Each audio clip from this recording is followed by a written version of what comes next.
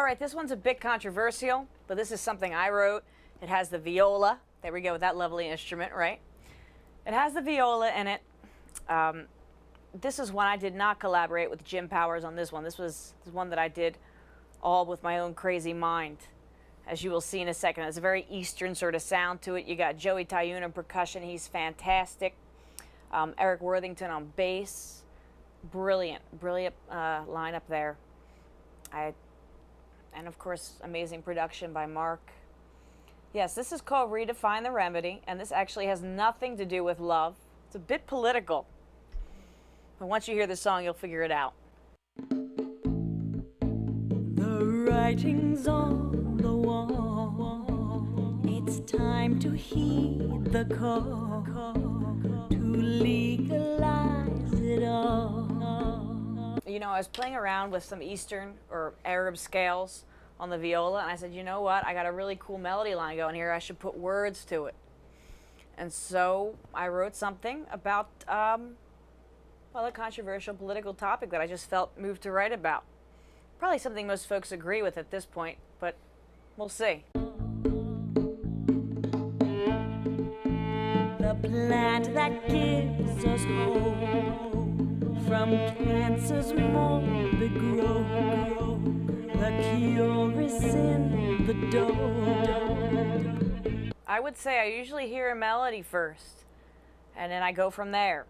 I remember this one night I was at a hotel up in Rhode Island. Yeah, Providence, Rhode Island, right? Like, what's the name of the city? Providence.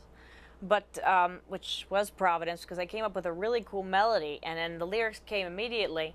But it's always, for me, it's always a melody first, and I'm really a big advocate of a lush, strong melody line, which is probably why I like a lot of the songwriting from the 30s, 40s, 50s, 60s, you know?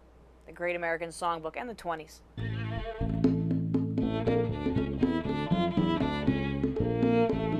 Well, I don't know, I went to a great school, Haverford High School, and they had a fantastic orchestra, they had a fantastic choir. And then recently I started working with a gentleman called Don Marazzo. He studied at Curtis Institute of Music, which is a huge music school. It's in Philly. And yeah, he's fantastic. And he just was helping me a lot with, you know, protecting my voice and getting more sound out of my voice. Because it's easy to settle and say, you know what, my voice is good enough. My chops are good enough. But no, there's always more to learn, much more. It takes a lot of energy. Oh yeah. I realize that. It takes a lot of energy. Let's redefine the remedy and go get high. Of course the man has tried to hide it. The underdog just won't be silent. The people spoke and they decided time is right to legalize it. It's who I am, you know? I mean, everybody has their own identity. Some people identify themselves as, you know, with their family, with this, with that. I mean, this is my art, this is my life, you know? And I mean, Viktor Frankl, excuse me, talks about meaningful work, and that can give somebody a sense of purpose, and my work is very meaningful to me. And that's really where my heart is where my soul is, so I'm not gonna throw away my soul, I'm not going to throw away my art, and that's why I keep doing it, as crazy as it seems, especially now since I left a good job with, you know, a pension and all those typically American things that are labeled as safe and good. I'm not there, I can't, that's not my world. I need to take risk. Do you ever see yourself not doing this anymore? Could you ever walk away from it? No. It's just part of who you are. So It is. This is what you were made to be. Exactly.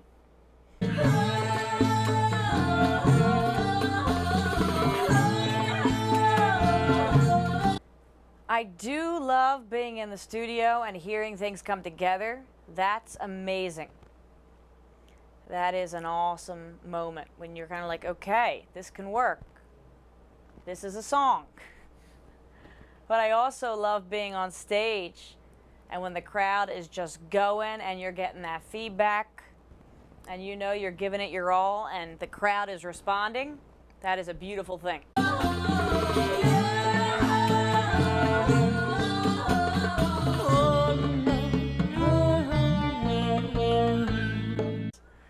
But I mean, I also love learning new things and going to different workshops and seminars and learning ways to perfect my craft, whether it's in the business realm. Like I said, I like to take risks, or whether it's in the mechanical realm of approaching the instrument and the technical realm. I love to learn new things, so that intellectual aspect as well intrigues me. And music is the most inexhaustible subject. It's Schedule 1, they claim. The Screaming Orphans, and they're from Ireland, and they play, you know, all over the place, and they play a lot of festivals in the U.S., and so we see them, we run into them. Lovely, brilliant artists, Screaming Orphans. But I remember the lead singer from that came up to me and she said, you know, it's so great to see a female with a strong presence on stage and just in general. She's like, you just don't see that. I'm like, why? You know? And in regard to the business end, yes, people are always taken aback when they see that, you know, I'm going to have, I shouldn't say a more male approach, but that's unfortunately how it's viewed, you know, in business. And I'm not just going to be like, oh, no, that's okay. I can do that session for free, or, you know, this is how I'd like things to be. I mean, when I come in and I'm assertive, I need things to be this. This is what I need. This is how it's going to happen. It would be okay if a guy had that sort of presence, but when a woman has it, suddenly it's offensive. And unfortunately, we're still stuck with that double standard. I don't know why in this century that still exists, but it does. And that's just my personal experience. Now, once people see that you have chops and that you're bringing your best to the table, they typically back off. But still, some guys are taken aback by the strong energy. For Sam, there is no shame.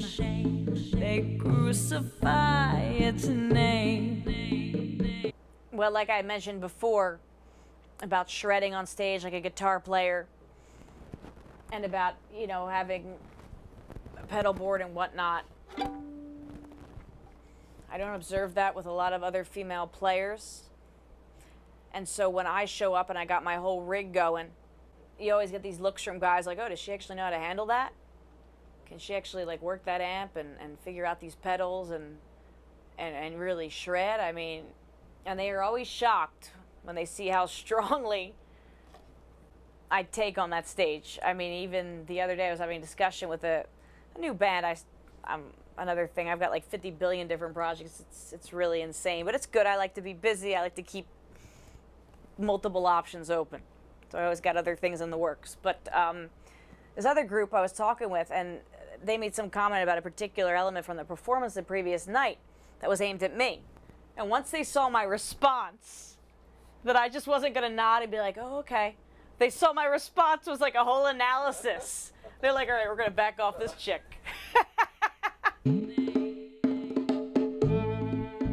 But we will make it known, and we are not alone.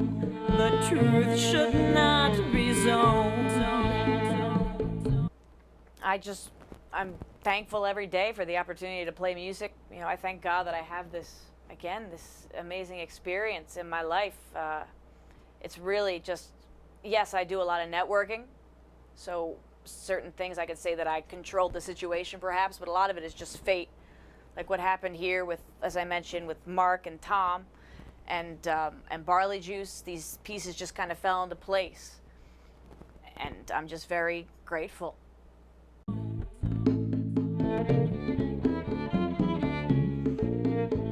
Let's redefine the remedy and go get high. Of course the man has tried to hide it. The underdog just won't be silent. The people spoke and they decided the time is right to legalize it.